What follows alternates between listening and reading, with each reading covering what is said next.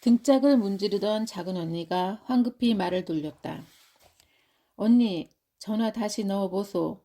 동기간이라고 인차 딱 하나인디 코빼기도 안 비친 게 보기가 영 그네. 안 받는단께 안 받는 것을 나가 어쩔 것이냐.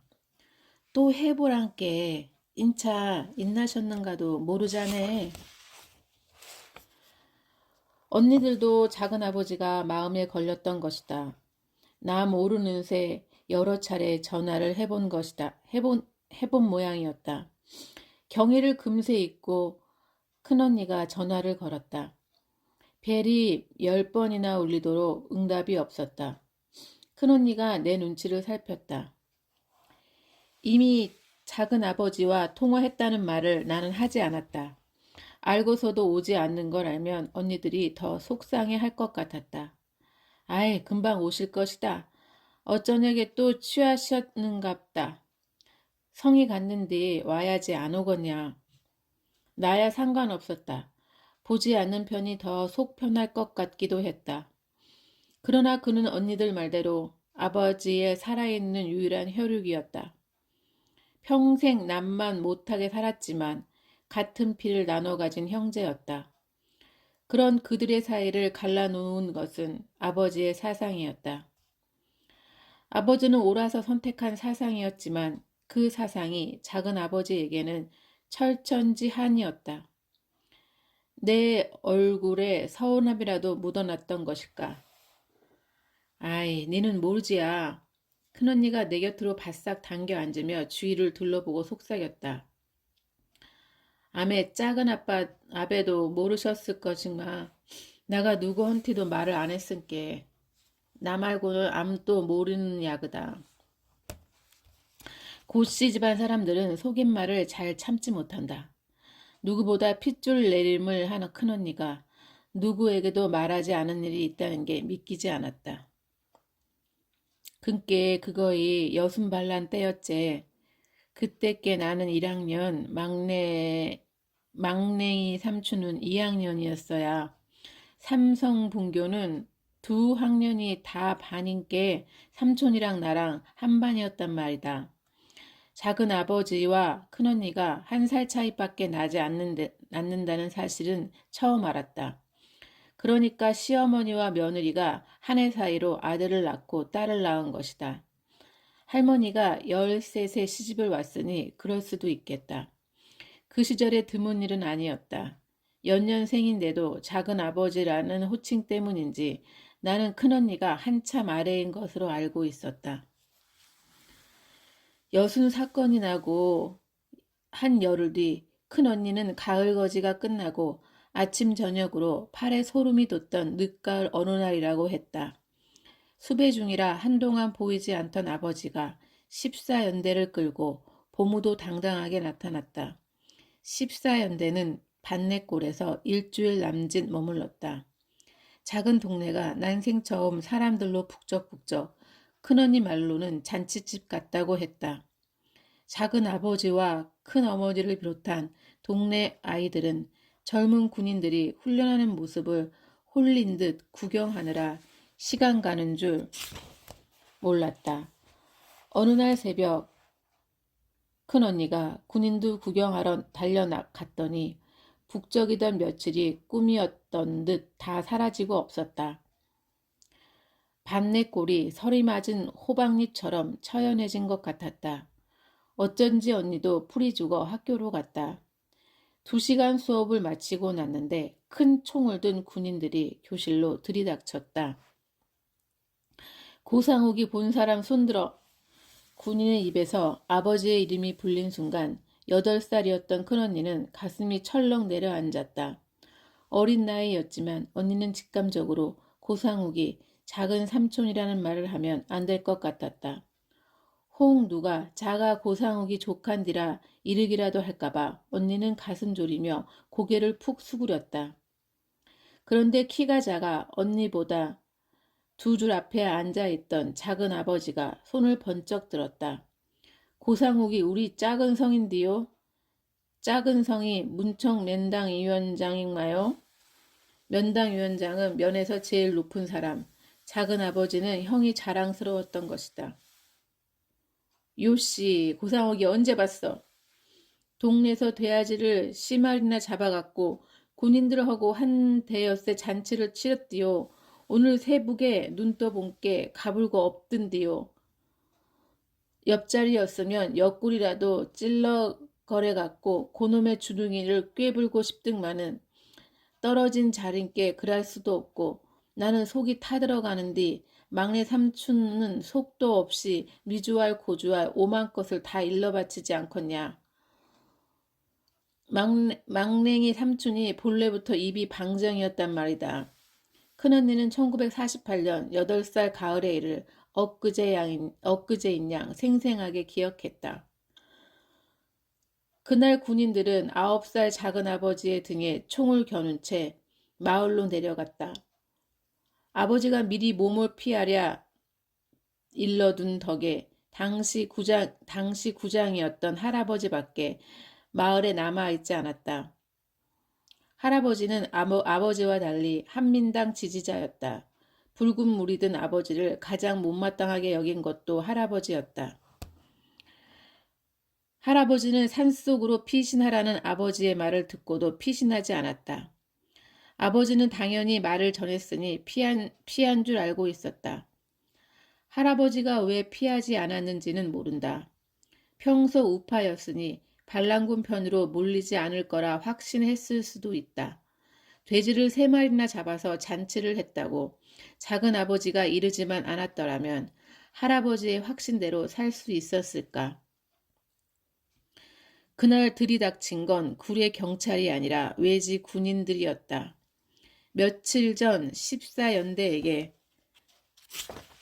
호되게 당한 그들이 할아버지가 우파인지 좌파인지 일말의 관심이나 있었을까 싶다. 물론 지난 일이고 그날 그 자리에 있었던 사람은 군인들과 할아버지와 작은 아버지뿐이었으니 이제와 진실을 알 길은 없다. 군인들은 물러가기 전 집집마다 불을 놓았다. 유서 깊은 양반 가문의 한옥이든 쌍놈의 초가집이든 불은 훨훨 잘도 붙어 순식간에 반내골은 검붉은 화염에 휩싸였다. 집이 불타는 것을 보면서도 마을 사람들은 발만 동동 구를 뿐 불을 끌어 내려갈 수 없었다. 군인들의 모습이 신장로에서 사라진 것을 확인한 뒤에야 사람들은 마을로 내려왔다. 연기에 휩싸인 마을 정자역 할아버지의 주검 곁에서 오줌을 지린 채 혼절한 작은 아버지를 발견한 것은 큰언니였다. 그때께 막냉이 삼촌이 손만 번쩍 안 들었으면 할배가 안 죽었을란가? 큰언니가 고름으로 눈물을 찍으며 중얼거렸다. 그날 반내골 사람들은 집이 죄에 불타 이불 한 채, 옷 한 벌도 건지지 못한 채로 입고 있던 옷 그대로 뿔뿔이 흩어졌다. 우리는 외가로 가고 할매는 막냉이 삼촌이랑 고모들을 데리고 어디로 갔는가 모르지. 난리 끝나고 돌아와 본게 막냉이 삼촌이 딴 사람이 돼버렸더라고. 전에 삼촌 벨맹이 촉새였어야. 눈만 뜨면 나불나불 앞말이나 짓거려 쌓는 통에 저놈의 입이 방정이라고 입 잘못 놀리다 필시 갱을 칠 거라고 할배가 첫날 만날 쇠를 찼었는데 꿀먹은 벙어리 맨키 입이 위알로 딱 붙어 불었더란께. 나 시집 갈 때까지 삼촌 입 여는 것을 대번이나 봤을란가? 자게도 그날 입 촐랑거린 것이 영 맘에 쓰였겠제. 근게 1초도 안 다치던 입이 영 다쳐본 것이여. 난중에 장가 들고 새끼 낳고는 도로 쪼까 열리긴 했지만 그런 사연이 있는지 몰랐다. 그저 빨갱이 아버지 때문에 집안 망하고 공부 못한 것이 아니라 사사건건 아버지를 원망하는 줄로만 알았다. 9살 작은 아버지는 잘난 형 자랑을 했을 뿐이다. 그 자랑이 자기 아버지를 죽음으로 몰아갈 줄 어찌 알았겠는가. 작은 아버지는 평생 빨갱이 아버지가 아니라 자랑이었던 9살 시절에 형을 원망하고 있는 게 아닐까. 술에 취하지 않으면 견뎌낼 수 없었던 작은 아버지의 인생이 오직 아버지에게만 향했던 그의 분노가 처음으로 애처로웠다. 나도 그때 께는 애기였는데 어째 그런가 이날 입대거정 그날 일을 입도 뻥끗 못하겠더라. 생각해보면 시상 잘못 만난 작은 아베도 짠하고 막냉이 삼촌도 짠하고 아메 막냉이 삼촌은 시방도 그날 생각을 하고 있는가 모르제. 그날 두 형제가 원수로 틀어졌은께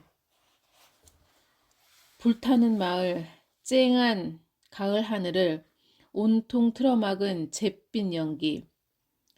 그 연기 속에 오줌을 지르며 까무러친 9살의 작은 아버지. 총을 3방이나 맞고 눈도 감지 못한 채 조상 대대로 시를 읊던 정자 앞에 주검으로 누워있던 할아버지. 큰언니의 이야기가 어찌나 생생했는지 나도 잠시 1948년에 가을 반내골에 서 있는 것 같았다. 근께 아가 혹여 막냉이 삼촌이 안 와도니 너무 서운해 말거라. 자기 속은 속이겠냐. 필시 고주망태로 취해 있을 것이다. 아버지는 알았을까.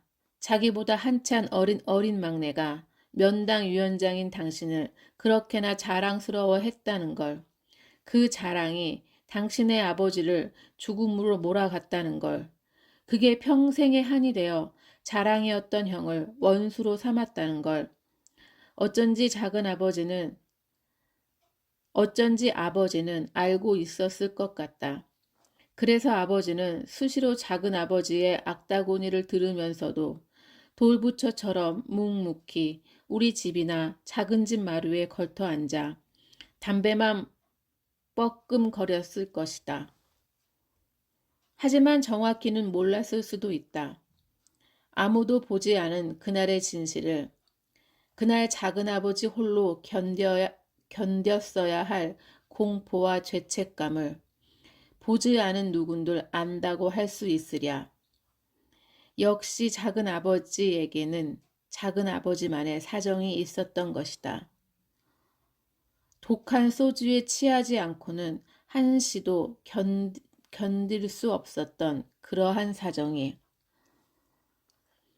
접객실도 시끌벅적한데 바깥에서 더 큰 소음이 들려왔다. 상복 옷고름으로 연신 눈물을 찍어내는 큰언니를 뒤로하고 자리에서 일어났다. 늘 시끄럽고 어수선한 언니의 마음이 손톱만 닿아도 진물을 농익은 수밀도 같다는 게 신기하고 놀라웠다.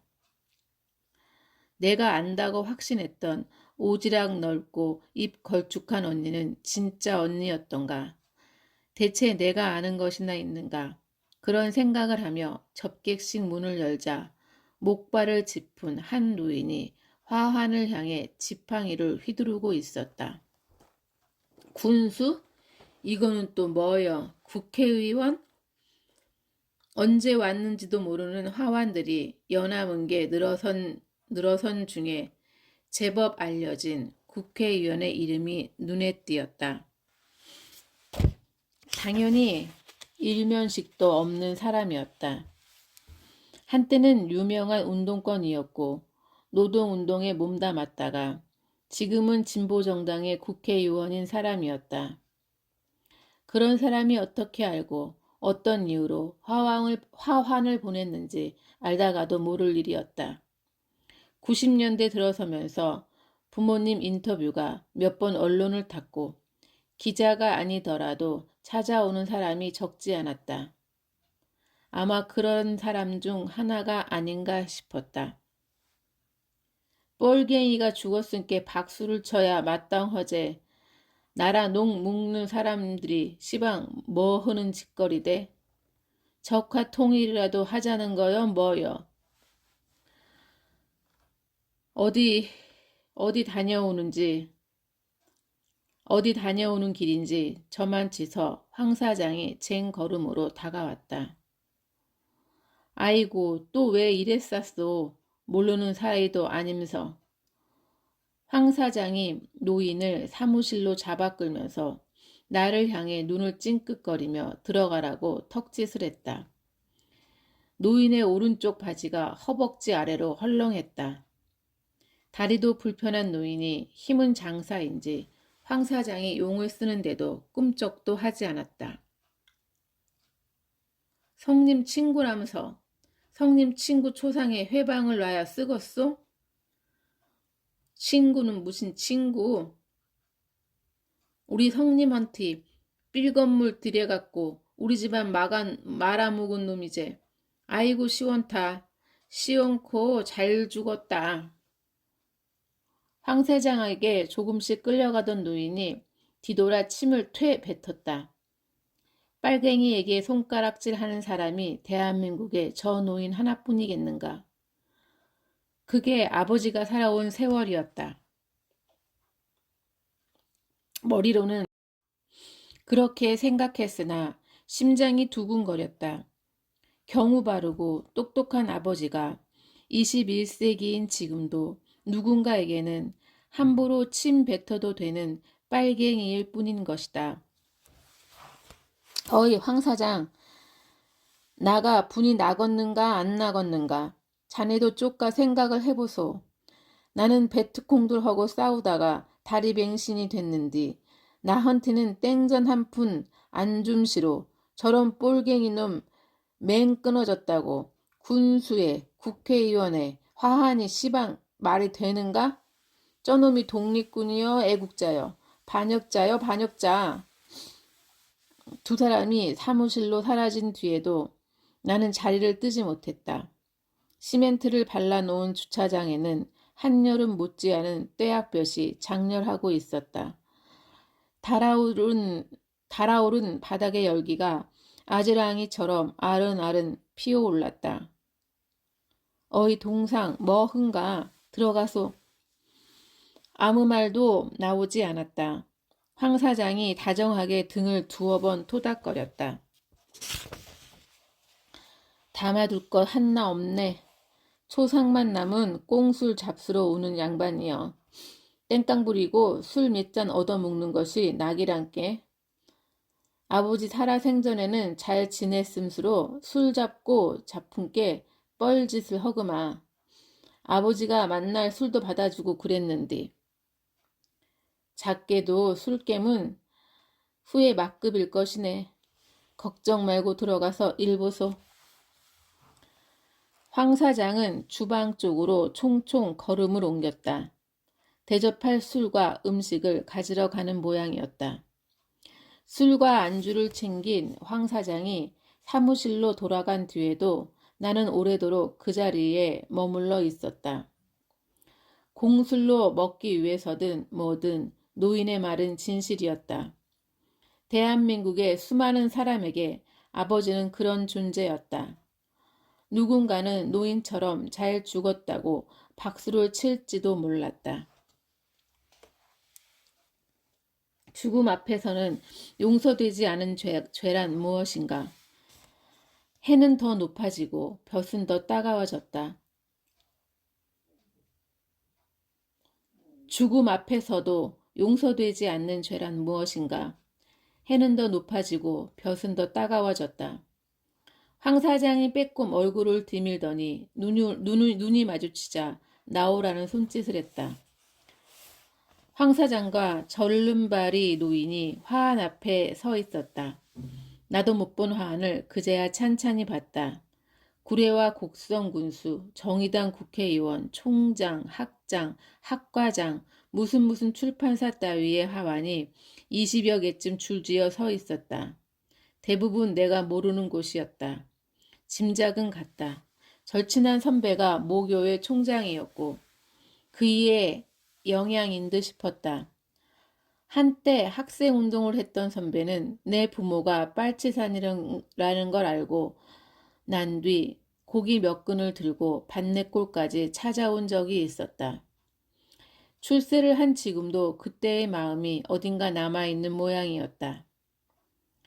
3일 지나면 버려야 할 화환에 돈 쓰는 게 마땅치 않았지만 선배로서는 큰 마음을 냈을 터였다. 이런 게 권력인가 잠시 생각하면서 좋아해야 할지 짜증을 내야 할지 망설이는 사이 베트남 전쟁 상위 용사인 노인네는 연신 고개를 주걱거리며 화환들에 달린 리본의 글귀를 눈여겨 읽었다. 아리라 했제? 성님 헌티 말 많이 들었네. 화환을 지팡이로 후려치던 노인네는 술이 들어가자 말끔해진 정신으로 내 이름을 불렀다. 아까는 나가 쪼까 과했네.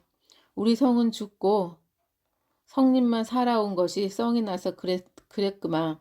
성님은 요래 뽀대나게 장례도 치르는데 우리 성은 암도 모르게 가불었자는가. 그래도 성님 덕에 우리 성 간 날도 알고 시신도 찾았네. 성님 아니었으면 지사도 못 지낼 뻔 맞제. 노인네가 지팡이를 오른쪽 옆구리에 끼고는 바지 주머니를 뒤지기 시작했다. 노인 손에 달려 나온 것은 구깃구깃한 지폐 몇 장이었다. 1,000원권과 5,000원권이 뒤섞인 지폐를 노인은 기어이 내 손에 쥐어주었다. 탁탁 지팡이가 시멘트 바닥에 닿는 소리가 멀어진 뒤 나는 구겨진 지폐를 하나씩 폈다. 17,000원이었다. 술값이라도 치소. 술기운 떨어지면 또 올 것이마. 나가 알아서 챙길란께 동상은 신경 쓰지 말고이. 아버지는 왜 하필 고향으로 돌아온 것일까? 나는 늘 궁금했다. 언젠가 물었더니 의아한 얼굴로 아버지가 되물었다. 그먼 고향 납두어 어디로 간다 하냐? 구례는 아버지의 고향이기도 하지만 아버지의 전장이기도 했다. 아버지의 친척과 친구가 있는 곳이기도 하지만 아버지를 적으로 아는 사람도 있는 곳이라는 의미다. 그런데도 아버지는 고향에서 사는데 거리낌이 없었다. 몇 년에 한 번씩 바뀌는 정복과 담당 형사들과 허물없이 농을 주고받으며 두루두루 잘 지냈다. 감시하는 형사와 술잔을 나누고 싶냐는 내 비아냥도 순갱은 살에 많이 다냐? 아버지는 대수롭지 않게 받아넘겼다. 모르는 사람인께 총질을 해대제 구례 사람들끼리는 안 그랬어야. 뻘갱이든 퍼랭이든 노상 얼굴 보고 살았는디 총이 견화지간이 구례는 해방 직후에 친일파 숙청도 지대로 못했단께. 고씨 집안 사람 하나가 친일파였다. 친일로 제법 돈을 모았고 일본에 헌납도 한 모양이었다.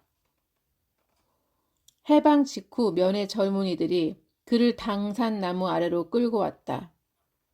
처죽이라는 고함이 터져나왔다. 혈기왕성한 젊은이 하나가 낫을 들고 다가가자 누군가 빽 소리를 쳤다. 젊은이의 어머니였다. 그 어른 아니었으면 네가 시방 산 목심이 아니어야.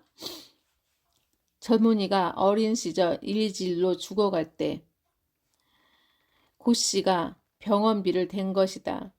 사람들이 한마디씩 보태기 시작했다.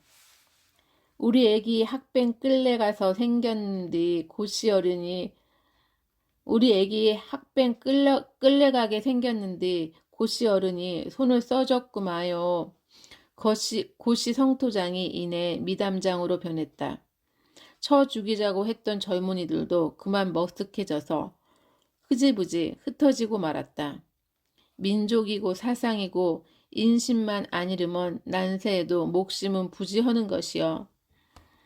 자신도 고씨처럼 인심을 잃지 않았으니 빨갱이라도 고향서 살 수 있다는 의미인 듯했다.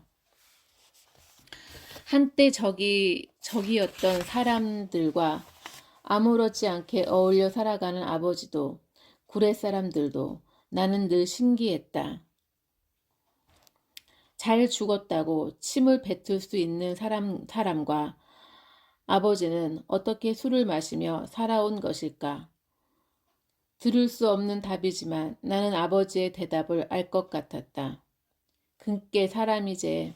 사람이 어떻게 그럴 수 있냐고 내가 목소리를 높일 때마다 아버지는 말했다. 그께 사람이제. 사람이니 실수를 하고 사람이니 배신을 하고 사람이니 살인도 하고 사람이니 용서도 한다는 것이다. 나는 아버지와 달리 실수투성인 인간이 싫었다. 그래서 어지간하면 관계를 맺지 않았다.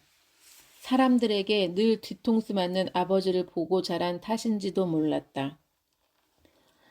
아이 야가 황 사장이 누군가를 소리쳐 불렀다. 노란머리 여자아이였다. 아이는 몇 시간 전 노인네가 지팡이를 휘두를 때도 주차장 끝에서 얼쩡거리고 있었다. 아이, 네 오고리 슈퍼 손녀지야? 황 사장이 아른 척을 하자 아이가 머뭇머뭇 내 쪽으로 다가왔다. 오거리 슈퍼 손녀라면 나도 아이 아버지를 몇 차례 본 적이 있었다. 허리 꼬부라진 자기 어머니가 세평 남짓한 좁은 가게에 틀어박혀 세월을 보내는 동안 그는 슈퍼 밖에 내놓은 평상에 앉아 술로 세월을 보냈다. 무엇이 그를 좌절시켰는지는 모르겠으나 그도 작은 아버지처럼 술이 유일한 벗인 듯했다. 누구와 대작을 하는 꼴도 본 적이 없으니 필시 그의 딸의 아이는 17, 8이나 됐을까? 앳된 얼굴이었다. 피부가 유달리 가무잡잡했다. 우리 아버지를 알아요? 아이가 고개를 끄덕였다. 어떻게 아는데요? 흔하디 흔한 삼선 슬리퍼를 시멘트 바닥에 문지르며 아이가 머뭇거렸다. 담배 친군디요? 나도 모르게 헛웃음이 새어나왔다. 80 넘은 아버지의 담배 친구라니. 기분이 상했는지 아이가 눈만 치켜뜬 채 나를 노려보았다. 어쩌다가 눈꼬리는 사나워도 넙죽넙죽 말은 잘 받았다. 교복 입고 담배 피우다가 할배한테 들켜갖고 꿀밤을 맞았끔하여. 양심 좀 챙기라대요. 최소한 교복은 벗고 피우는 것이 양심이라고. 그래서 담부터는 양심 챙겼어요? 아니요. 학교를 때려쳤는데요. 학교를 때려친 아이와 아버지는 같이 담배를 피우면서 친구가 된 것이다. 조문할 요량으로 온 것인지 아이가 접객실 쪽을 기웃거렸다. 국화꽃 한 송이를 재단에 올린 아이는 가만히 서서 아버지 영정사진을 응시했다. 조문이 처음인 듯했다. 절할래요? 2번 절하면 돼요. 아이가 시킨 대로 2번 절을 올렸다. 나와의 절은 생략했다. 절을 올리고 난 아이가 쓱 얼굴을 훔쳤다. 나는 모르는 둘만의 사연이 있는 듯했다. 나는 모르는 둘만의 사연이 있는 듯했다. 그냥 가려는 아이를 한갓집 안쪽 접객식 테이블로 이끌었다. 밥이라도 먹여서 보내는 게 좋을 것 같았다. 아버지라면 응당 그러했을 테니. 우리 아버지랑 친했나 보네. 아이가 콜라를 마시며 고개를 주워거렸다. 할배가 그랬어라. 엄마 나라는 전 세계에서 미국을 이긴 유일한 나라라고. 그께 자랑스러워해야 한다고. 애들은 첫날 만난 놀리기만 했는데 엄마가 베트남 출신인 모양이다. 어린아이를 데리고 미제국주의 우는 아버지 나왔다. 머리를 샛노랗게 물들이고 담배를 피우고 고등학교를 중퇴한 아이가 겪어왔을 세월을 나는 당연히 알지 못한다. 아버지는 알았을 테고 아버지 방식대로 위로했을 것이다. 아무렇지도 않게 대하는 게 아버지의 위로였다. 그 위로가 때로는 누군가에게 상처를 주기도 했지만 대체로는 잘 먹혔다. 대학 시절 한 친구를 집에 데려온 적이 있다. 그 아이는 어릴 때 심한 화상을 입어 오른쪽 검지 한마디가 뭉그러졌다. 군대는 언제 가냐는 아버지 질문에 친구가 화상 입은 손가락을 들어 보였다. 좋겠네. 군대는 안 가겠구만. 새끼손가락에 화상을 입었으면 어쩔 뻔 받는가? 그랬으면 군대도 가야 할 판인데. 친구를 볼 때마다 손가락 때문에 조심스러웠던 나는 아버지 말에 밥을 먹다 말고 사례가 들렸다. 친구는 느닷없이 박장대소했다. 나중에 그 친구가 그랬다. 자신을 불쌍히 여기지 않고 다른 사람과 똑같이 대한 게 우리 아버지가 처음이라고. 어쩐지 아버지 말에 지금까지의 모든 서름이 씻겨내리는 것 같았다고. 육개장을 먹던 아이가 식탁에 놓여있는 소주병을 한참 쳐다보고는 다시 눈물을 훔쳤다. 붙으면 술 사준다고 해놓고 할배는 약속도 안 지키고 아버지는 공부하자고 아이를 매일 졸랐다. 때로는 담배를 사주며 구워 삶았다. 아이는 아버지 꼬임에 넘어가 검정고시를 준비하는 중이었다.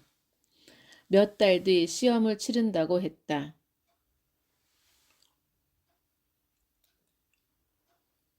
시험에 붙으면 술을 사주겠노라. 아버지는 아이와 손가락을 걸고 약속했단다.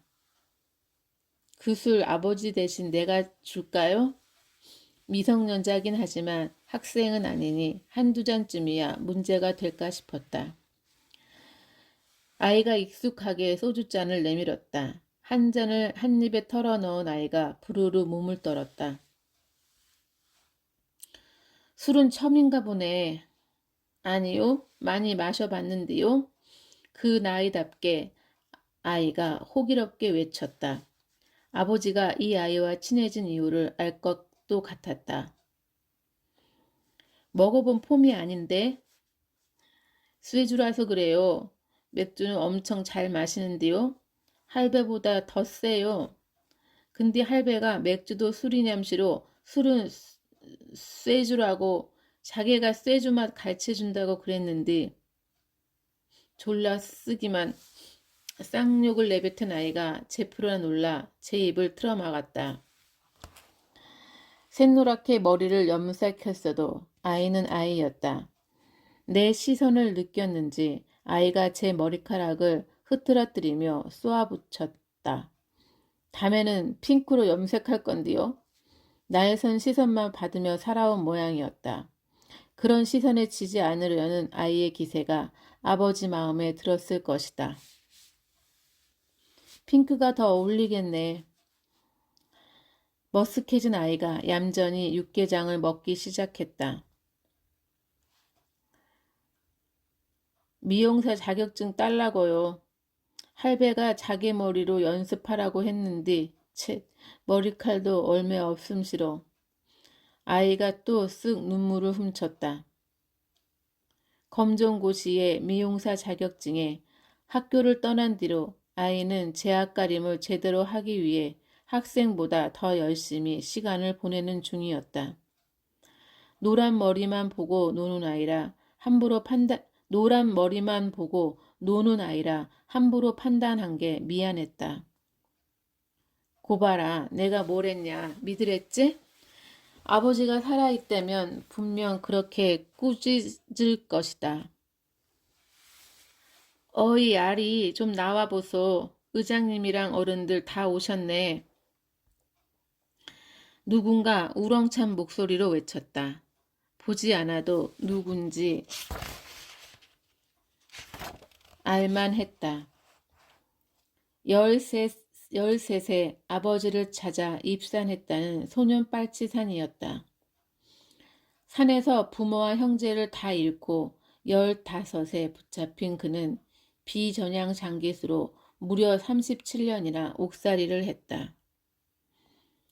1989년에 풀려난 그는 반내골로 어머니를 찾아왔다.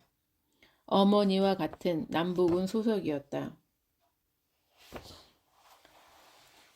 가을이었고 무슨 일이었는지 나도 집에 있었다. 아버지와 같이 밤을 주우러 갔던 그는 양손 가득 감나무 가지를 꺾어왔다. 밤 밖과 우리 집 사이에는 당숙네 집밖에 없었다. 그 당숙은 자기 손녀에게도 쓰잘데없는 년이 밥 축내는 것도 모자라 귀한 대봉까지 축낸다고 혼쭐을 내는 사람이었다. 막 익어가는 대봉이 주렁주렁 달린 걸 가지째 꺾었으니 동네가 한바탕 뒤집어질 게 뻔했다. 물색이 없다고 해야 할까, 속이 없다고 해야 할까, 내 구미에는 맞지 않는 사람이었다. 남의 걸 묻지도 않고 왜 저런데? 내가 한마디 했더니 어머니가 내 입을 틀어막았다. 다른 사람이 그랬다면 자기가 먼저 나무랄 어머니가 웬일로 그의 편을 들었다. 애기락은다. 애기가 무엇을 알겠냐. 나는 콧방귀를 뀌었다. 내일 모레 환갑인디 애기는 무슨 13세 입사네 팽상 감옥살이만 했자네. 세상살이를 배울 새가 있었까니 그께 네가 이해해라. 감옥에서는 잠만 잤나? 거기도 사람 사는 세상인데 세상살이를 왜 몰라? 목구멍까지 튀어나온 말을 나는 꿀꺽 삼켰다. 어린 것이 얼마나 발이 빨랐는가. 혼자서 지리산을 누비고 댕김시로 온갖 연락을 다 도맡았니라. 무섭도 않냐고 했등마. 그 어린 것이 글드란 말다. 우리 동지들 목숨이 나한테 달랬다 생각하면 하나도 안 무서워라. 그 어린 것을 눈앞에서 보는 듯 어머니는 소매자락으로 눈물을 훔쳤다. 그이가 막 걸음마 뗀 아이라도 되는 양 어머니는 며칠 내내 뒤를 졸졸 따라다니며 애틋하게 챙겼다. 어이 아리! 빨치산들 모두 오냐오냐 했다는 소년 빨치산이 소리를 한층 높여 소리치고 있었다. 내가 나갈 때까지 멈추지 않을 기세였다. 원치 않은 손님이지만 상주인이 맞지 않을 도리가 없었다. 모퉁이를 돌아 소년 빨치산과 마주하기 직전 나는 뒤돌아 아이에게 내 전화번호를 일러주었다.